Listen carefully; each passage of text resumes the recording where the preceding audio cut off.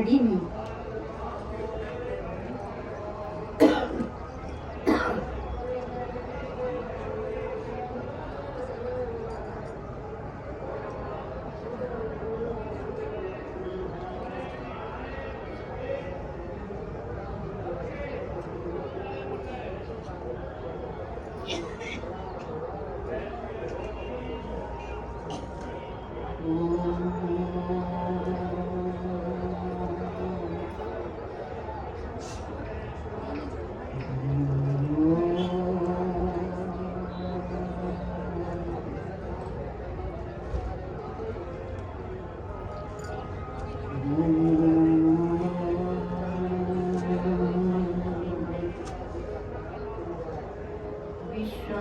दर्पण दृश्यमान नगरी तुल्यं निजान्तर्गतं पश्यन्नात्मनि मायया बहिर्भूतं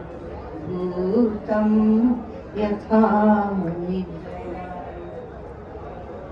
यः साक्षात् कुरुते प्रबोधसमये स्वात्मानमेवाद्वयं तस्मै श्रीगुरुमूर्तये नमः इदं श्रीदक्षिणामूर्तये।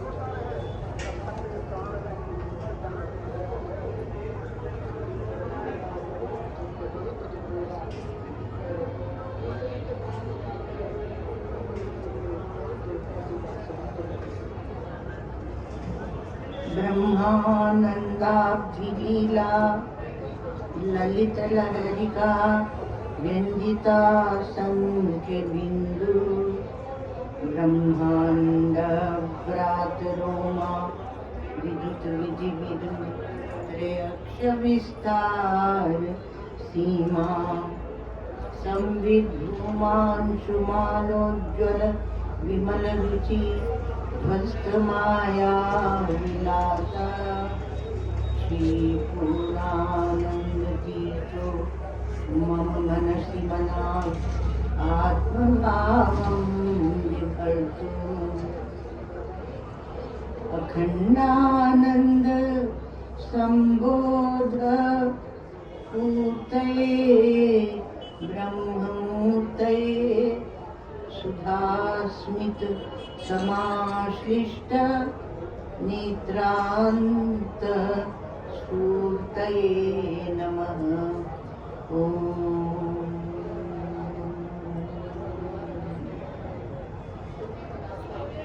महाराज आप यहाँ पधारे।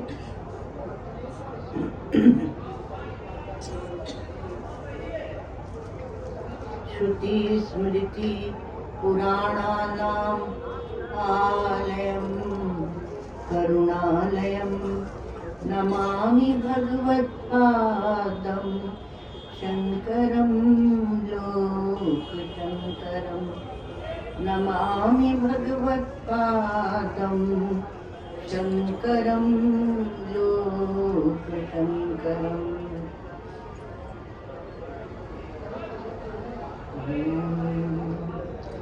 पार्थाय प्रतिबोधितां भगवता नारायणेन स्वयं व्यासेन ग्रथितां पुराणमुनिना मध्ये महाभारतम् अद्वैतामृतवर्षिणीं भगवतीम् अष्टादशाध्यायिनीं अम्ब त्वामनुसन्दधामि भगवद्गीते भवद्वेषिणीं।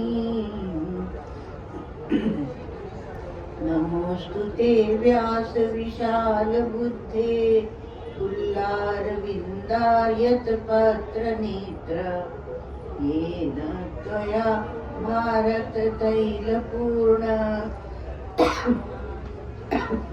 प्रज्वालितो ज्ञानमय प्रदीपः प्रपन्नपारिजाताय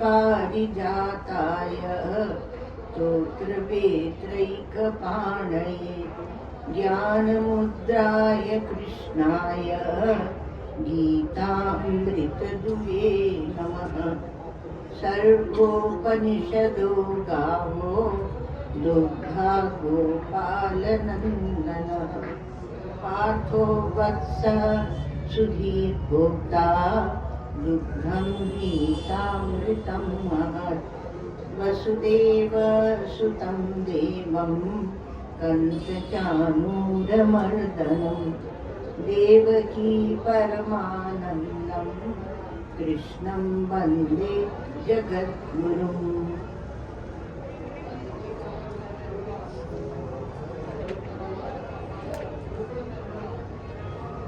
चौथे श्लोक से पाठ करेंगे भगवद गीता 8वां अध्याय। जिसके पास पुस्तक नहीं है वो लेते हैं हाथ में। और भगवद गीता 8वां अध्याय चौथे श्लोक से। अधिभूतं क्षरो भावः पुरुषश्चाधिदैवतम् अधियज्ञोऽहमेवात्र देहे देहभृताम्बर अन्तकाले च मामेव स्मरन् मुक्त्वा कलेवरं यः प्रयाति समद्भावं नास्ति नास्त्यत्र संशयः। यं यं वापि स्मरन् भावं त्यजत्यन्ते कलेवरं तं तमेवैति कौन्तेय सदा तद्भावभावितः। तस्मात् सर्वेषु कालेषु मामनुस्मर युध्य च मय्यर्पितमनो बुद्धिर्मामेवैष्यस्य संशयः। अभ्यासयोगयुक्तेन चेतसा नान्यगामिना परमं पुरुषं दिव्यं याति पार्थानुचिन्तयन्। तस्मात् सर्वेषु कालेषु 7वां श्लोक है। माम अनुस्मर युध्य च मय्यर्पित मनो बुद्धि मामे ऐष्यसि असंशया। इसलिए सभी कालों में मेरा स्मरण करो। यहाँ स्मरण के लिए क्या कहने? अनुस्मर। अर्थात भगवान आपके साथ ही है, फिर भी उनका स्मरण करें और युद्ध च और अपने कर्तव्य का पालन करें। आपको जीवन के युद्ध में वर्ण और आश्रम के धर्मानुसार जो प्राप्त कर्तव्य हैं उनका पालन करें। दूसरी बात कही कि मई अर्पित मनोबुद्धि, जो मन और बुद्धि को मुझ में अर्पित कर देता है तो वह मामेव ऐष्यसि, वह मुझे ही प्राप्त करता है, मेरी ही ओर चलता है तो मेरे स्वरूप को ही प्राप्त हो जाएगा। इसमें कोई संशय नहीं है। अब ये था कि मन बुद्धि ये कभी वर्तमान में रहते ही नहीं और हमें चिंतन करने ही नहीं देते। तो भगवान कहते हैं मेरा स्मरण करो और युद्ध करो। स्वधर्म का युद्ध ये स्वधर्म है। तो धर्म में अधिग्रह और मन बालकवत है, वो वर्तमान में रहता नहीं, वो भूत में जाता है, वो भविष्य में जाता है। यदि आपने उसको एक खिलौना पकड़ा दिया अर्थात एक विषय उसे दे दिए गए तो उसको छोड़कर और आगे भग जाता है। आगे की दूसरे को उसके पास से वो चाहिए। आपको क्या पता है, ऐसी संसार की माया है कि बालक तो ऐसे करते हैं, बालकों की जो माताएं हैं वो भी ऐसे ही करती हैं। उनको भी कहीं शांत होकर बैठना नहीं है। वस्त्र पर्याप्त है और दूसरे के पास कुछ देखा तो वह भी हमें चाहिए, वह भी हमें चाहिए। वो पति बेचारे को चैन नहीं लेने देती, अब वो भी चाहिए, अब वो भी चाहिए। तो ये भगवान कहते हैं कि ये सब परेशानी बनी रहेगी, इसलिए मन बुद्धि को भगवान ने अर्पित करो। नहीं तो एक खिलौने को छोड़कर दूसरे में, दूसरे को छोड़ के बालक वध, अथवा ये चाहिए तो वर्तमान को छोड़कर कल की सोचेगा, परसों की सोचेगा, पीछे जाएगा, आगे जाएगा, स्थिर नहीं रहता। तो भगवान ने कहा कि मन बुद्धि को मुझ में अर्पित कर दो, अर्पित कर दो। देखो यहाँ शब्द क्या है, मई अर्पित मनोबुद्धि। अर्पण दूसरी वस्तु है और त्याग दूसरी वस्तु है। तो जो माया है, जो मिथ्या है, जो दोष है, जो दुर्गुण है, उनका होता है त्याग, उनका त्याग कर देना चाहिए और ईश्वर के प्रति समर्पण करना चाहिए। यदि आपका दिमाग ज्यादा छोटी छोटी वस्तुओं में लगा हुआ है तो महाराज पहले वही अर्पित कर दो। तो त्याग वह उसका है और समर्पण वह आपके पास जो वस्तु है उसका समर्पण है, इसलिए मन बुद्धि का समर्पण है। आप क्या अपनी कोई सड़ी हुई चीज को, गंदी चीज को ईश्वर के प्रति समर्पण करेंगे? नहीं, है ना? हम गंदा जो अखाद्य भोजन होता है उसका भी समर्पण ईश्वर के प्रति, मतलब उन्हें भोग नहीं लगाते, भगवान को भोग नहीं लगाते हैं, तो उसका समर्पण नहीं करते। लेकिन प्राय हम करते हैं कि देवता के लिए जो सुपारी चाहिए वो सड़ी ले आते हैं, छोटी छोटी, जो कोई फोड़ के काट के खाएगा ही नहीं, वही सुपारी देवता की पूजा के लिए। तो ये क्या है, बेईमानी है। तो त्याग दूसरी वस्तु है और समर्पण दूसरी वस्तु है। त्याग बुराई का, अर्थात उसको छोड़ ही दो। इसलिए कहते हैं कि जो बुरी वस्तु होती है उसको भगवान को अर्पण नहीं करना चाहिए। सामान्यतया यह बात प्रचलित है कि जो हम भगवान को अर्पण करते हैं वह अनेक होकर हमारे पास वापस आता है। तो यदि हम गंदी चीज का अर्पण करेंगे तो वो गंदा वापस हमारे पास आएगा। कोई भगवान को गाली देते हैं, ऐसी भी एक पूजा, कोई भगवान को गाली देते हैं और कहते हैं हमारा तुमसे ऐसा ही संबंध है। फिर जब चारों तरफ से खुद के ऊपर गाली पड़ती है तब बोलते हैं कि ये क्या हुआ। अब भगवान तो विश्वात्मा अनेक रूप में है, तो अनेक रूप में आके आपको वही देंगे जो आपने उन्हें दिया। आपने उन्हें प्रेम दिया तो आपको प्रेम मिलेगा। इसी प्रकार से विश्व में भी यदि मनुष्यों को आप प्रेम देंगे, निस्वार्थ प्रेम, निश्चल प्रेम, बिना आगे पीछे का विचार किए, तो आपके पास प्रेम ही प्रेम चारों तरफ से आने लगेगा। और यदि आपने प्रेम नहीं किया तो जो आपने सबको दिया है वही आएगा। तो त्याग एक वस्तु है, समर्पण दूसरी वस्तु है। त्याग बुराई का होता है, बुराई को भगवान के प्रति समर्पण नहीं किया जाता है, समर्पित नहीं किया जाता है। तो समर्पण अच्छाई का होता है। तो समर्पण ईश्वर के प्रति होता है। यहाँ कहते हैं मई अर्पित मनोबुद्धि। मन और बुद्धि बड़ी पवित्र वस्तुएं हैं जो हमें भगवान ने स्वयं दी है। ऐसा विचित्र हमारा ये भगवान है कि खुद देता है और फिर कहता है इसमें थोड़ा सा मुझे दे दो ना, है ना।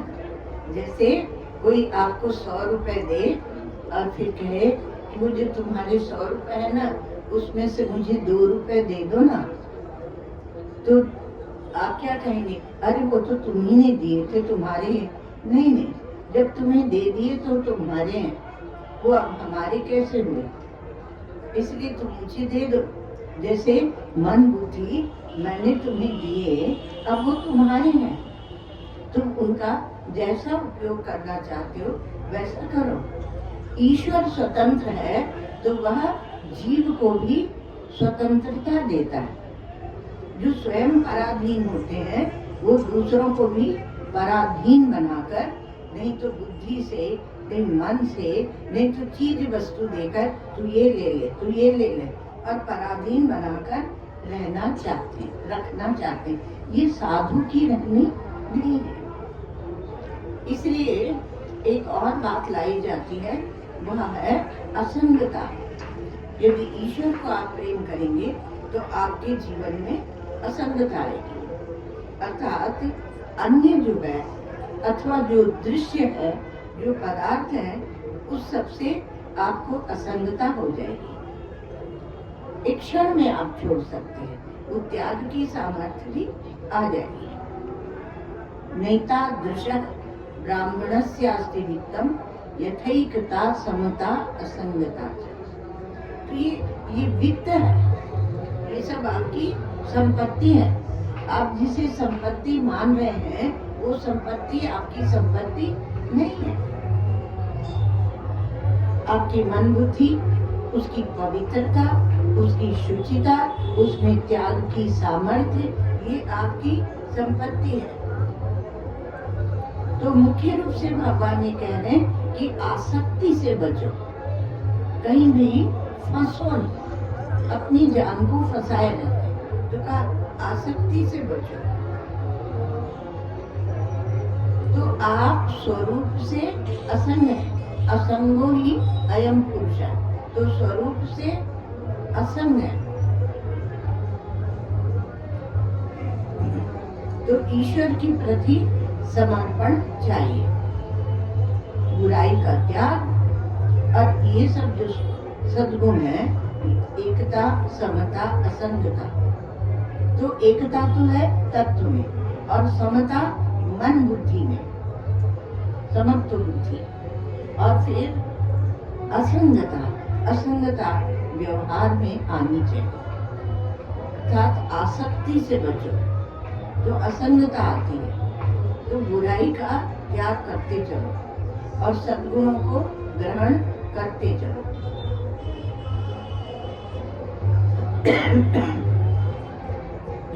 वृंदावन में, ब्रज भूमि में जो भगवान है वो कुछ अद्भुत ही है। वो वही है ब्रज में, दूसरे स्थानों में वो वैसे नहीं है, वही। तो वो वहाँ उन भगवान के हाथ नीचे रहते, दे दो, वो कहते मुझे दे दो। प्यार में ऐसे भी कहते हैं कि हमारा जो भगवान है वो लालची है, लालची। वो कहता और मक्खन दो, ए गोपियों मुझे और मक्खन दो, तो उसे और चाहिए। तो वो भगवान उनको ये गोपियां प्रेम से उन्हें खिलाती हैं, नचाती हैं। उसका तात्पर्य क्या है कि गोपियां निष्काम हैं, उनका प्रेम निष्काम है। जब छोटे से बालक को आप प्यार करते हैं तो उससे कुछ चाहते थोड़ी कि तुम इसका वध कर दो, तुम इससे हमारी रक्षा करो। अरे वो तो खुद छोटा सा है, तो उसको हृदय से लगा के और प्रेम करती है। तो मन में क्या होता है? प्रेम, और बुद्धि में विचार। तो मई अर्पित मनोबुद्धि अर्थात भगवान कहते हैं कि प्यार भी मुझसे करो और विचार भी मेरा ही करो। अधूरा होता है जो केवल प्यार ही प्यार को पकड़ लेते हैं और बुद्धि से विचार नहीं करते, तो उनका वह चिंतन अधूरा रह जाता है, क्योंकि बुद्धि को बचाए रखते हैं। तो बुद्धि को या तो दुर्बल बना देते हैं, कमजोर बना देते हैं, अथवा बुद्धि को संसार में लगा देते हैं। तो इसलिए भगवत तत्व का विचार भी करना चाहिए। तो अब भगवान क्या कहते हैं, भगवान का रूप है ये विश्व, जो है ये भगवान का रूप है। तो विष्णु वचनकारो भूत भव्य भगवत प्रभु, और विष्णु सहस्त्र नाम में नाम आते हैं कि भगवान क्या है, वो इस संपूर्ण विश्व के रूप में है, भूत भविष्य के रूप में भी है। अब भगवान कहते हैं कि मन और बुद्धि मुझे दे दो। तो मन और बुद्धि आपको दे देंगे प्रभु, तो हमारे परिवार का पालन कैसे होगा? अब ये नहीं समझिए कि एक हमारे जो माता पिता हैं उन्हीं का परिवार होता है, जो साधु बन जाते हैं वो भी बहुत बड़ा परिवार बना लेते हैं, माया खड़ी करते हैं महाराज। तो क्या है परिवार? क्या होता है? जो शरीर को घेर कर रहता है उसे कहते हैं परिवार।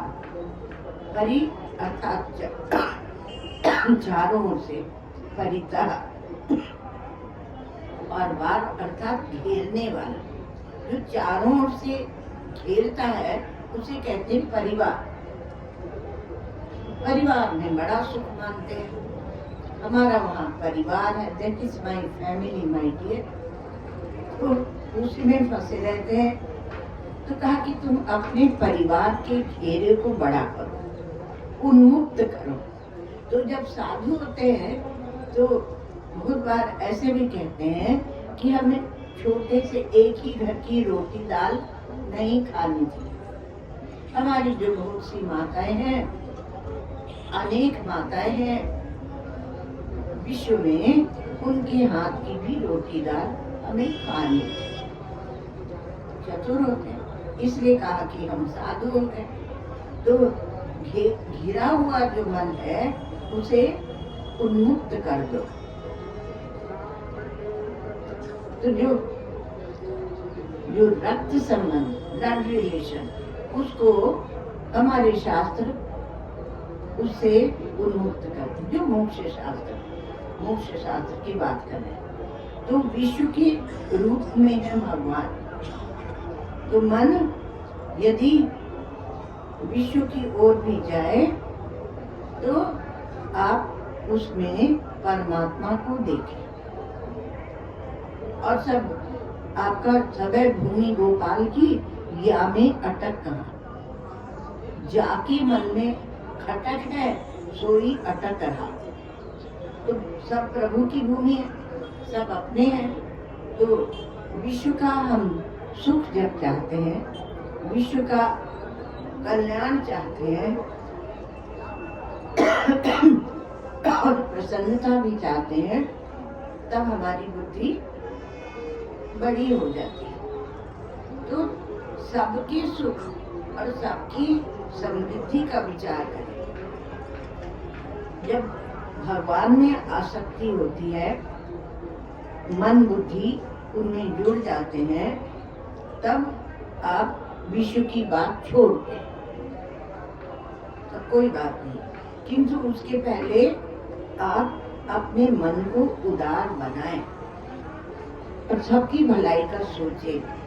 ये धर्म है ना। अर्जुन को भगवान ने यही कहा कि तुम कौन से एक परिवार को लेकर बैठे हुए, जरा उदारता से चलो और सबको अपनी प्रजा की ओर भी देखो। उनकी रक्षा करना भी तुम्हारा कर्तव्य है और उनके लिए भी विचार करो। तो कैसे देखें प्रभु? तो कहा कि तुम जब मुझे देखोगे तब मेरी दृष्टि से दृष्टि मिला लोगे, तब तुम्हें वह कला आ जाएगी, तब उसके अनुसार तुम चलोगे। तो सबके भगवान ने कहा कि ये मन बुद्धि जहाँ जहाँ आसक्त होते हैं, आसक्त होना मतलब फंस जाना, लग जाना, लिपट जाना, तब तक भगवान की ओर देखो, और जब भगवान में लग जाए तो विश्व की बात छोड़ दो, अब वो तुम्हारा कोई कर्तव्य नहीं है। भगवान 12वें अध्याय में कहते हैं,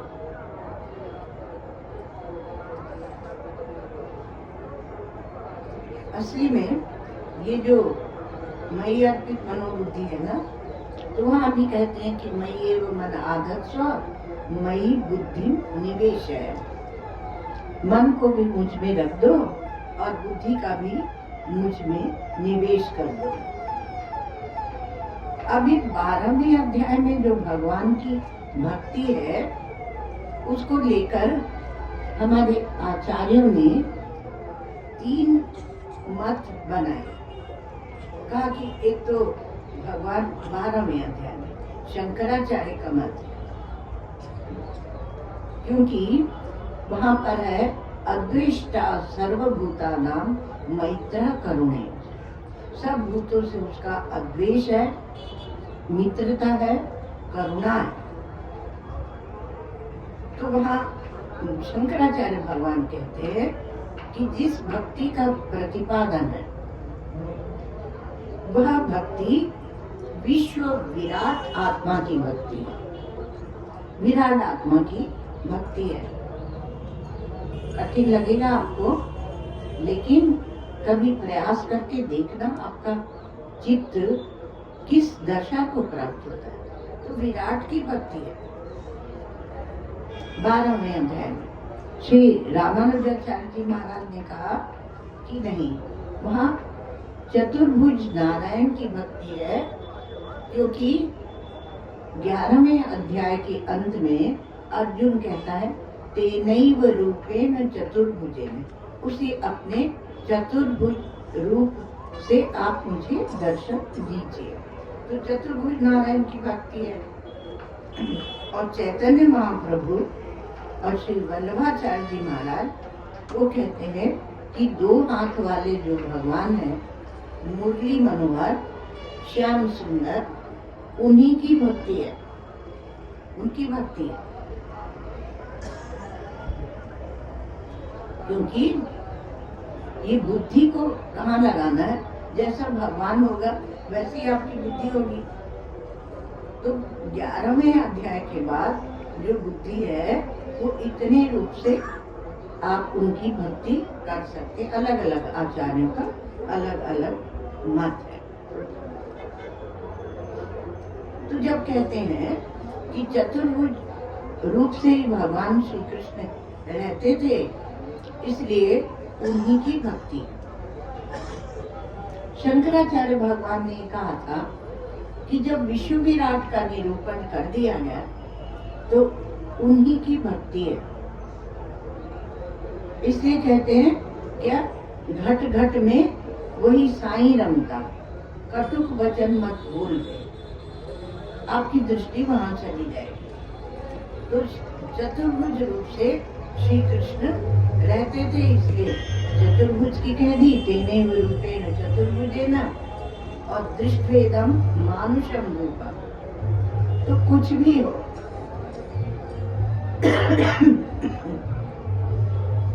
पर यहाँ क्या है, भगवान वहां भी, भगवान सामने खड़े हैं और मांग रहे, कुछ मांग रहे हैं। तो ये जो भगवान जब मांगते हैं तो ये क्या होती है, उनकी करुणा होती है, उनकी दयालुता होती है, उनका सद्भाव होता है। एक हमारे सूरदास जी हुए हैं, तो वो भगवान की भक्ति करते थे, तो भगवान आके उनके पद सुना करते थे, बैठ के चुपचाप सुनते रहते थे। फिर एक बार वो जा रहे थे तो डंडा लेके चलते हैं, तो डंडा लेके जा रहे थे तो कहीं गड़बड़ हो गई, तो भगवान ने झट से आके उनका डंडा पकड़ लिया और उनको ठीक रास्ते चला दिया। डंडा गिर गया तो हाथ पकड़ लिया। तो सूरदास जी ने कहा कि अब तुम हाथ छुड़ाकर कहाँ जा रहे हो? हाथ छुड़ाए जातो निबल जान के मोह, हृदय से अगर जाओगे तब तुम्हें मैं शक्तिशाली मानूंगा, तब मानूंगा कि तुम बड़े हो, तब चतुर हो। पर हृदय से तो तुम जा नहीं सकते, बाहर से जा रहे हो। तो भगवान स्वयं देते भी हैं और फिर मांगते भी हैं। दिया भी उन्होंने और फिर मांगते हैं कि उसमें से एक टुकड़ा मुझे दे दो ना। तो ये क्या है? उनका सौजन्य है। वो कैसे भी आपसे जुड़ते हैं।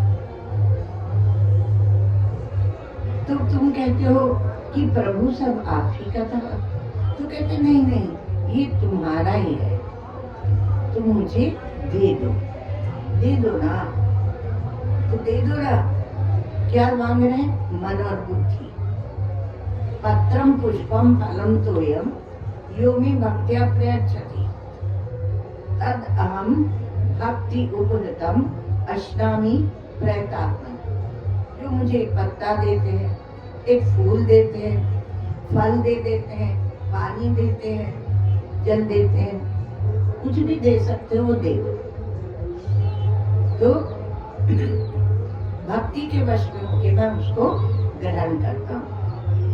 ठीक है, तो वहीं तक रहो ना।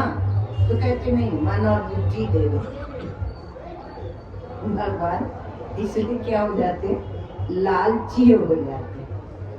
तो लालची भगवान, तो भगवान का लालची होना वह क्या है? उनका सौजन्य है, उनका प्रेम है। मयि अर्पित मनोबुद्धि यो मत भक्ता समे प्रिया। भगवान कहते हैं जिसने मन और बुद्धि मुझे अर्पित कर दिया है वही मेरा भक्त है और वह मुझे अत्यंत प्रिय है। यो मत भक्ता समे प्रिया। अब प्रियता कहाँ से चलती है? आप किससे प्यार करते हैं? कहा हमारे पास एक हीरा है, हीरा, हम उसी में हमारा दिल रहता है। अब तुम तो उसको दिल दिए बैठो और वो तो तुम्हें प्यार ही नहीं करता पट्टा। उसको कोई और उठा के ले जाए तो उसके साथ चला जाता है। तो ऐसे को क्या प्यार करना जो तुम्हारे प्यार को समझे ही नहीं। प्यार तो करो भगवान से जो तुम्हारे प्यार को समझते हैं। तो इसलिए कहा कि हे प्रभु, आप जो ये मन बुद्धि मांग रहे हो, ये क्या कोई कपड़ा है कि मैं उठा के दे दूं? कि कोई नोट है कि सरल होता है, नोट दे देती कि दे दूं? न कोई भोजन है, खाद्य पदार्थ है कि मैं तुम्हें दे दूं? तो ये मन बुद्धि को मैं कैसे अर्पित करूं?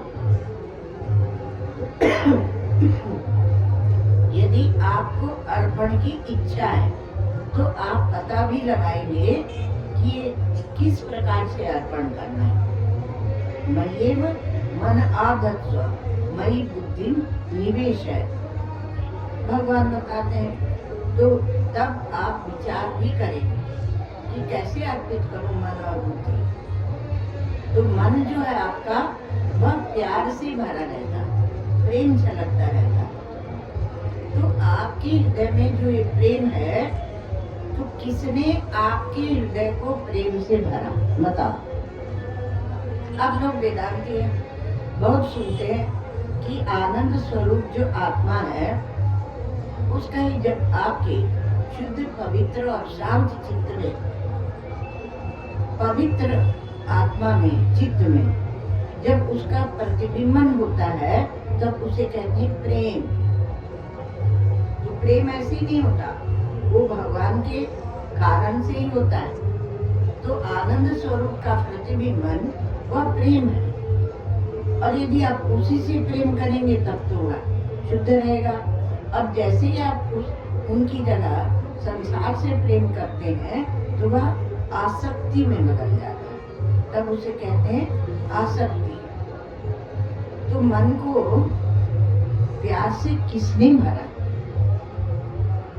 क्योंकि आप कहेंगे कि कैसे पता कि हमारे अंदर प्रेम है? अरे तुम बचपन से लगे पड़े रहते हो। तुम अपनी माता से प्रेम करते हो कि नहीं? तुम अपने पिता से भी प्रेम करते हो, माता से प्रेम करते हो, पिता से प्रेम करते हो। थोड़ा सा बड़े हुए तो अपने मित्रों से प्रेम करते हो। एक बच्चा था, एक बार एक स्थान में आया। अब उसने ऊपर से देखा कि नीचे कुछ बच्चे खेल रहे। छोटा सा बच्चा 2-3 साल का। अब वो कहे कि मैं उन्हीं के साथ जाके खेलूंगा, तुम लोगों के पास नहीं रहूंगा, मैं उन्हीं के साथ जाके खेलूंगा, मुझे उनके पास जाना है। तो मित्रों से प्रेम करता है, पत्नी से प्रेम करता है, अपने बच्चों से प्रेम करता है, धन से प्रेम करता है, शरीर से प्रेम करता है। ये सारा बखेड़ा वो लिए घूमता है। और जिससे प्रेम करता है उसकी बुराई में भी अच्छाई ढूंढ लेता है, और जिससे प्रेम नहीं करता उसकी अच्छाई में भी बुराई ढूंढ लेता है। आप सबसे ज्यादा प्रेम किससे करते हैं? तो कहा अपने शरीर से। अब शरीर से जब प्रेम करते हैं तो शीशे में देख देख के दर्पण में और सोचते हैं कि हमारी नाक कितनी अच्छी, और आंखों का तो क्या कहना, तो उसमें अच्छाई ढूंढ लेते, चाहे वो अच्छा हो ना हो। और क्या करते बताए, उसमें अच्छाई तो ढूंढते हैं, और जब वृद्धावस्था आती है और रूप बदलने लगता है तब भी वो पुरानी छाप अब लिए बैठे रहते हैं और सोचते हैं कि हम अभी भी वैसे ही सुंदर है जैसे युवावस्था में थे। क्योंकि युवावस्था की संगीत इतनी ज्यादा बन जाती है कि हम उसी में फंस जाते हैं। तो बुराई में भी हम अच्छाई ढूंढ लेते हैं, क्यों सत्य को स्वीकार नहीं करते, तो अपने चेहरे में अच्छाई ढूंढ लेते हैं। तो नरः शर्षप मात्राणि परच्छिद्राणि पश्यति, दूसरे के राई के दाने के बराबर भी छेद देख लेता है, और खुद की आंख में ढेंढर हो ना तो पश्यन् अपि न पश्यति, उसको नहीं देखता है, क्योंकि अपने शरीर में आ सकती है, दूसरे के शरीर में थोड़ी आ सकती है। अपने शरीर को हम सुलाते हैं, उठाते हैं, नहलाते हैं। तो एक बार वृंदावन में हम लोग रह रहे थे, तो एक हमारे भ्राता ने पूछा कि बहन तुम अंतर्मुख रहती हो, तुम्हारी साधना अच्छी चल रही होगी, कैसी चल रही हो? हमने कहा स्वामी जी साधना कब करें, थोड़ी देर में इसको नहलाने का टाइम हो जाता है, थोड़ी देर में इसको सुलाने का टाइम हो जाता है, थोड़ी देर में इसको रोटी खिलाने का टाइम हो जाता है, ये खड़ा ही रहता है सामने। अब नहलाना, धुलाना, सुलाना, खाना, ये है कि सत्संग होता है तब वहाँ सत्संग में पहुँच जाते हैं, अब भोजन की घंटी भोजन ले लेते हैं, पर बाकी समय ही नहीं है साधना करने का। हमारे शिवड़िया बाबा जी महाराज कहते हैं कि 5 आसन बनाओ, मतलब 5 बार बैठो, और एक सीटिंग, एक बैठक 2.5-3 घंटे की होनी चाहिए। हम निकालो देखो, तो उतना लगे रहो तो भी उतना हो ही नहीं पाता था। रामघाट में भी हम लगे रहते थे, तो शाम की जो बैठक थी वो मुश्किल से 1 घंटे की मिलती थी, बाकी तो 3-3 घंटे की मिल जाती थी।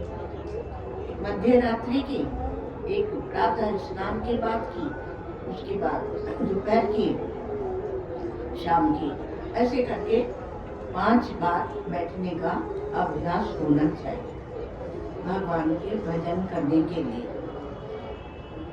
तो ये शरीर बहुत बड़ी सेवा मांगता रहता है। तो ये क्या है कि हम प्रेम करते हैं सबसे, पर हमने अपने हृदय में अलग अलग यंत्र बना के रखे। ये प्रेम का स्वभाव है। अपने लोगों के लिए वह दूसरा यंत्र रखता है और दूसरों के लिए दूसरी मशीन लेके रखता है। तो दूसरी मशीन से वो बोलता है कि ये ऐसा है, ये ऐसा है, और अपने खुद के दोष वो देख नहीं पाता, अपने लोगों के भी दोष देख नहीं पाता। नहीं, वो तो बात ऐसी हो गई थी ना, परिवार में कोई गड़बड़ है तो दूसरे ध्यान दिलाएंगे, तो नहीं, वो बात आप उसको समझते नहीं। एक लंबी कथा सुना दी जाएगी, वो ऐसी थी, ऐसा था, इसलिए। तो दूसरी मशीन से हम अच्छाई बुराई नापते। हम छिद्रान्वेषण भी करते। बंद करनी चाहिए, सब हरकतें बंद करनी चाहिए। इसलिए भगवान कहते हैं कि मयि अर्पित मनोबुद्धि, तब मुझे प्राप्त करोगे। आसक्ति वह मन का स्वरूप है और भगवान वही मांग रहे कि तुम आसक्ति मुझ में करो, मन मुझ में दे दो, अर्थात आसक्ति मुझ में करो। तो सब रूप में वही भगवान है, तो भगवान से ही प्यार करना है और भगवान से ही लगे रहना है। तो हम भगवान को जगाकर जब उनके साथ जुड़ते हैं, अर्थात हम स्वयं उनकी ओर देखने लगते हैं, तो मयि अर्पित मनोबुद्धि। अच्छा, बुद्धि से क्या करना है? तो न तो माम अभिजानन्ति तत्वे नातश्च्यवन्ति ते। भगवान कहते हैं कि मुझे जानते नहीं है, इसीलिए तत्वतः मैं क्या हूँ वो नहीं जानते, इसलिए चुप हो जाते हैं। तो एक तो है प्रेम की बात, एक है विचार की बात। तो सर्वव्यापी जो प्रेम है, तो वह सर्वव्यापी प्रेम अर्थात बड़ा प्रेम। तो जब आप वैसा प्रेम करते हैं तो आपको बड़ा बनाता है, और जब छोटे छोटे स्थानों में आपका प्रेम रख दिया गया तो वह आपको छोटा बना देगा। इसलिए आप राष्ट्र प्रेम को बड़ा मानते हैं कि नहीं? और राष्ट्र के लिए जो प्राणोत्सर्ग करते हैं उनको आप सम्मान देते हैं कि नहीं देते? सम्मान देते हैं और बोलते हैं कि जिसको न निज देश और निज जाति का अभिमान है वह नर नहीं, नर पशु मेरा और मृतक समान है। तो आप प्रेम को अपने प्रेम को छोटी जगह पर रखते हैं तो आप छोटे हो जाते, और प्रेम को बड़ी जगह में रखते हैं तो आप बड़े हो जाते हैं। एक होती है जो राजनीति में उनके लिए, एक होती है पार्टी और एक होता है राष्ट्र। तो इसमें कौन सा बड़ा है? विवेक कीजिए, पार्टी बड़ी है कि राष्ट्र बड़ा है? तो राष्ट्र में आप बुद्धि लगाएंगे, पक्ष राष्ट्र का लेंगे तो उसे कहेंगे सौजन्य, और अगर आप पार्टी की ओर चल दिए और राष्ट्र को महत्व नहीं दिया, इसका मतलब कि आपके अंदर कोई लोभ है, कोई वासना है, कामना है, आप कहीं पर पहुंचना चाहते हैं, कहीं बैठना चाहते हैं, तो उसे कहेंगे दौर्जन्य। और जब प्रभु की ओर देखते हैं तो पार्टी भी घेरा है, इसलिए कहते हैं कि मुझ में लगा, मयि अर्पित मनोबुद्धि। तो बुद्धि एक पात्र है, उसमें विचार के हीरे डालो, विचार और विचार, विचार के हीरे डालते चलो। वो भी भगवान की एक उपासना है। तो सुंदर सुंदर विचार उसमें भरते चलो। आप बड़ी वस्तु का चिंतन करेंगे तो आप बड़े हो जाएंगे। क्योंकि आप कहेंगे कि राष्ट्र का चिंतन करें तो भाई देखो, राष्ट्र और प्रांत की सीमाएं बदल जाती है, बदलती रहती है। कभी अभी जो बांग्लादेश है वो हमारे देश में था, अब पराया हो गया। इसी प्रकार से सबका गिन लेना, तो आपका देश बड़े से छोटा होगा, तो सीमाएं तो बदल जाती हैं। किंतु यदि आप मनुष्य जाति से प्रेम करते हैं तो संपूर्ण विश्व में जो मनुष्य जाति है तो उनमें जीवात्मा होता है। तो आप जीवात्मा का विचार करते हैं, उसका विश्लेषण करते हैं। तो वह जो विश्लेषण है, वह विचार है, वह क्या हुआ कि आप अपने विचारों को पूर्णता में अर्पित कर दो। इसमें अर्पित करना, पूर्णता में, ईश्वर अर्थात पूर्णता में। आप जब अपने विचारों को ईश्वर में अर्पित करते हैं तो उनमें पूर्णता आती है। और प्यार को भी पूर्णता में अर्पित कर दो। तो प्रेम किससे करो? कहा मई अर्पित मनोबुद्धि। भगवान कहते हैं कि मई वासुदेवे, वासु जो बहुत बड़ा है, वह देवता, वह परमात्मा जो सबका अधिष्ठान है और प्रकाशक है, उसमें मन और बुद्धि को अर्पित करो। तो ऐसे जो तुम मई अर्पित मनोबुद्धि वाले होगे तो मुझको ही प्राप्त करोगे, मुझ में ही आ जाओगे। तो देखो, प्रेम और विचार तो हैं, पर पूर्णता को लेकर नहीं है। छोटी छोटी चीजों में बटे और उसी का अभिमान करते हैं। हमारा परिवार ऐसा, हम ऐसे, हम वैसे, हमारे मित्र ऐसे, हमारे दोस्त ऐसे।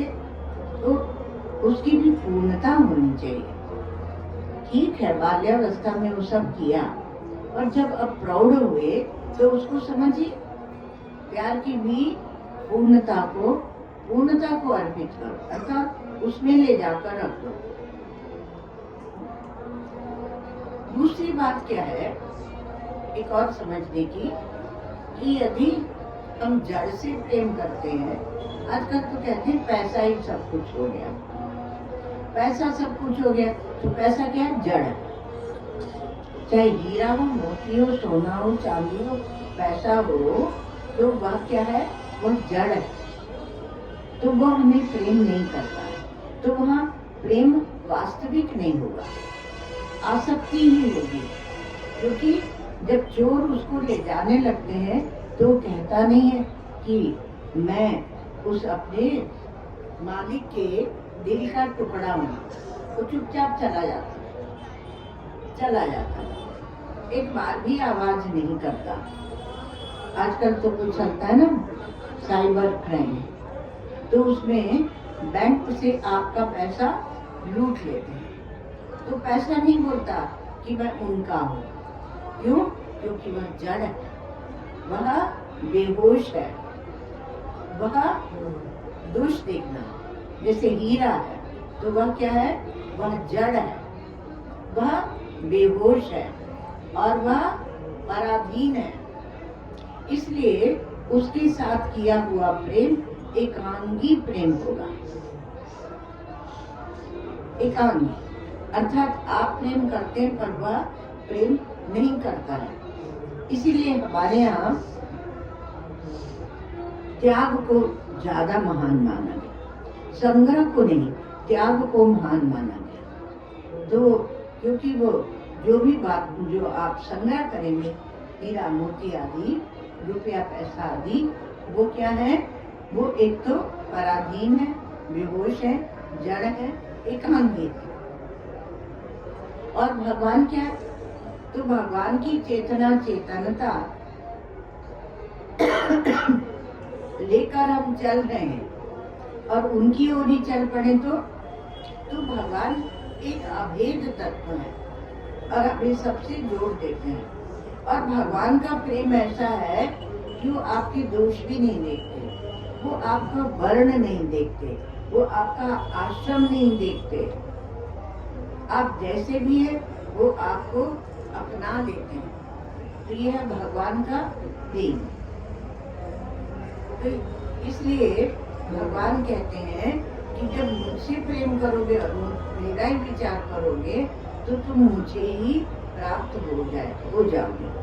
क्योंकि यहाँ विषय क्या चल रहा है कि जिसका हम स्मरण करते हैं वही हो जाते हैं।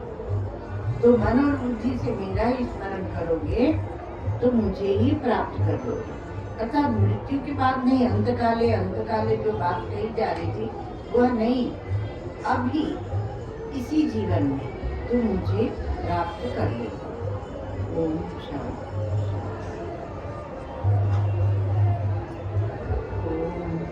सर्वे भवन्तु सुखिनः, सर्वे सन्तु निरामयाः, सर्वे भद्राणि पश्यन्तु, मा कश्चित् दुःखभाग् भवेत्। असतो मा सद्गमय, तमसो मा ज्योतिर्गमय, मृत्यो मामृतं गमय। ॐ पूर्णमदः पूर्णमिदं पूर्णात् पूर्णमुदच्यते पूर्णमेवावशिष्यते।